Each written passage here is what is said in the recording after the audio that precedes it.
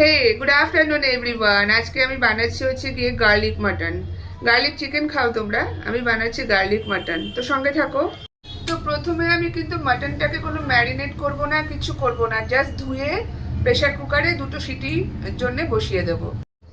তো আমি প্রেশার কুকারে নিয়ে নিয়েছি মাংসটা। এর মধ্যে দেব আমি একটু গোটা গরম মশলা, মানে দারচিনি, এলাচ আর লবঙ্গ দিয়ে, আর একটু জল, একটু সর্ষের তেল দিয়ে আমি জাস্ট দুটো সিটি দেব। লবঙ্গ, এলাচ, জল, সর্ষের তেল। সেদ্ধ করার সময় আমি নুন দিচ্ছি না, নুন আমি পরে দেবো।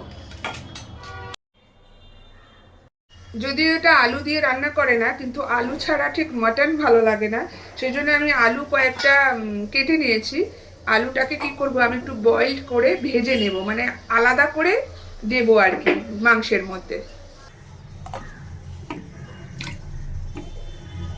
তো আমার মশলায় কি কি লাগছে, টক দই লাগবে, টমেটো কুচি, কিছুটা রসুনের কোয়া, আদা বাটা, রসুন বাটা, জিরে বাটা, কাজু কিশমিশ বাটা একসাথেই বেটে নিয়েছি, পেঁয়াজ বাটা, আর একটু কুচো পেঁয়াজও, মানে পেঁয়াজও কুচিয়ে নিয়েছি আমি, কিছুটা কুচো পেঁয়াজ লাগবে, এটা ভেজে নেবো আর কি, আর একটু ধনে পাতা কুচি।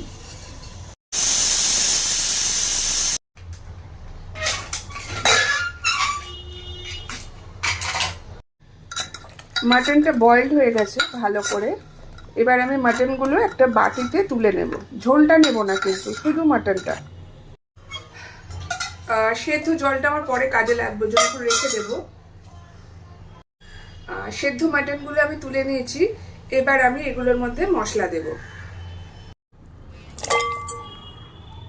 দই বাটা, রসুন বাটা, আদা বাটা, পেঁয়াজ বাটা, এটা দিয়ে আমি ভালো করে আর কি মেখে নেব।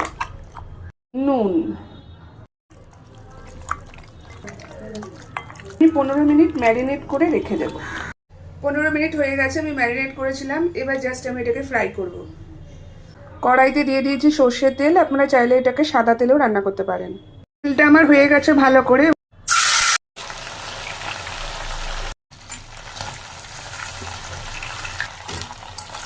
ভালো করে ভেজে ভেজে তুলে নেবে। তো মাটনগুলো আমার ভেজে রেডি হয়ে গেছে। আমি ওই তেলের মধ্যেই পেঁয়াজগুলো ভেজে নেব। আলুগুলো সেদ্ধ হয়ে এসছে, দিয়ে দেবো একটু হলুদ।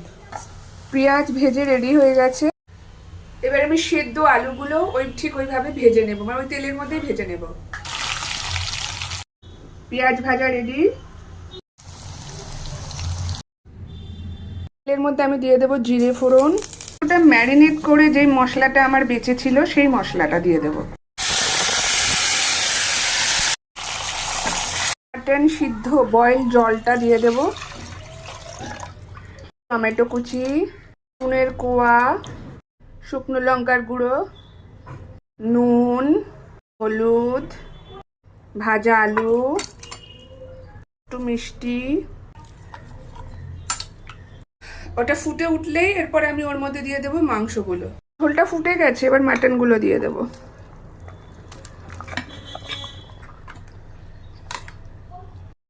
গরম মশলা,